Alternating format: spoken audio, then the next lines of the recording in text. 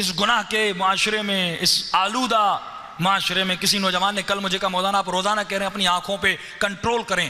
کہتے ہیں مولانا ہم مجبور ہو گئے، ہم کیا کریں، ہم مجلس میں جاتے ہیں، کسی امام بارگاہ میں جاتے ہیں، وہاں پر بھی خواتین پردہ نہیں کرتی، بد حجاب ہو کر گھومتے ہیں، ہم وہاں پہ کیسے کنٹرول کریں؟ یعنی جب امام بارگاہوں کے اندر خواتین کی یہ حالت ہو، جب مجلسوں میں آنے والیوں کی یہ حالت ہو، تو یہ نوجوان کہاں پہ کنٹرول کرے؟ پھر وہی واقعہ امام رضا کا، وقت نہیں واقعات میں جاؤں گا بہت لمبا ہو جائے گا، کہ جس نے مولا رضا کے حرم کے اندر کسی نامحرم خاتون کو دیکھا، جب رات کو گھر گیا خواب میں امام رضا کو دیکھا کہ اندر جا رہا ہوں، مولا کرسی پہ تشریف فرما ہے، امام مجھے سلام کرتے ہیں، میں اپنے پاؤں سے مولا کی کرسی کو گرا دیتا ہوں کہ مولا زمین نوش ہو جاتے ہیں. جب صبح اٹھا روتا ہوا، گریے میں ڈوبا ہوا عالم دین کے پاس گیا. میں نے کہا مولانا میں تو امام کا بڑا احترام کرتا ہوں، یہ کیسا خواب ہے کہ جو میں نے دیکھا؟ فرمایا کل تو نے کوئی گناہ تو نہیں کیا تھا؟ سوچنے کے بعد کہا ہاں حرم گیا، امام کے حرم میں مولا کی قبر کے سامنے میں کسی نامحرم خاتون کو دیکھا. فرمایا یہ برابر ہے امام کے چہرے پر تماچے لگانے کے کہ حضور امام میں کوئی گناہ کرے. اب وہ خواتین جو مولا کی امام بارگاہ میں آئیں، جہاں پہ ذکر حسین ابن علی کریں اور وہاں پر پردہ نہ کریں، کہ ایک بال بھی اگر کوئی نامحرم مرد آپ کے بال کو دیکھتا ہے، مولا فرماتے اس کا گناہ بہت زیادہ ہے. کہ اگر وہ نوجوان گمراہی کی طرف چلا جاتا ہے، اس کے اندر کے حالات بدل جاتے ہیں، مولا فرماتے اس کا ذمہ دار کون ہے؟ وہ انسان ہے جس نے اس کو گمراہ کیا. تا قیامت اس پر عذاب ہوتا رہے گا، اور اس سے شدید عذاب اس کے شوہر پر ہوگا، اس کے بھائی پر ہوگا، اس کے باپ پر ہوگا، جس نے اپنی ماں بہنوں کو حجاب نہیں کروایا اور اسی صورت میں امام بارگاہ تک لا رہے ہیں.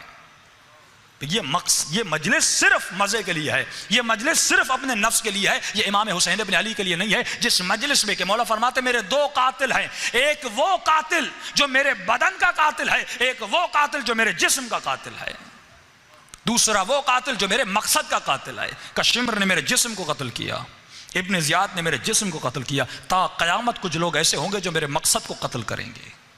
مقصد حسین لآمر بالمعروف انہا لن اشہد انک قد اقمت الصلاۃ وآتیت الزکاۃ امرت بالمعروف ونہیت عن المنکر. مولا یہ آپ کا مقصد ہے. انی سلم لمن سالمکم وحرب لمن حاربکم. مولا جو کچھ آپ نے کیا میں کرنے کے لیے تیار ہوں، جن سے آپ لڑے میں ان سے لڑنے کے لیے تیار ہوں. مولا گناہ سے لڑے، مولا بے حیائی سے لڑے، مولا شراب نوشی سے لڑے، مولا بدمعاشی سے لڑے. فرمایا جس معاشرے میں یہ کام ہو، فرض ہے ہر شیعہ کا، فرض ہے ہر علی کے چاہنے والے کا کہ گناہ کو روکے، اپنے جوانوں کو گناہوں سے بچائے. کہ مولا فرماتے ہیں جس شخص نے اپنے نوجوان بیٹے کی تربیت نہیں کی، 15 سال کے بعد اگر یہ گناہ کرتا ہے، عذاب اس جوان کو بھی ہوگا، عذاب اس باپ کو بھی ہوگا.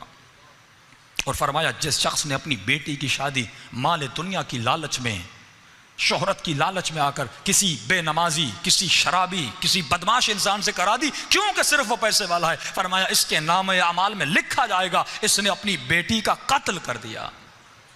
اور جس نے دنیا کی خاطر اپنے بیٹے کی شادی کسی ایسی خاتون سے کروائی کہ وہ مالدار فیملی ہے، وہ پیسے والے ہیں، بھائی اولاد کا کیا ہوگا، تربیت کا کیا ہوگا؟ امام فرماتے مجھے تمہارے گھروں سے حسینی بچے چاہیے، علی اکبر جیسے جوان چاہیے، جناب زینب جیسی خواتین چاہیے، جناب سکینہ جیسی بچیاں مجھے چاہیے، وہ بچیاں جو عباس کے علم کو اٹھائیں.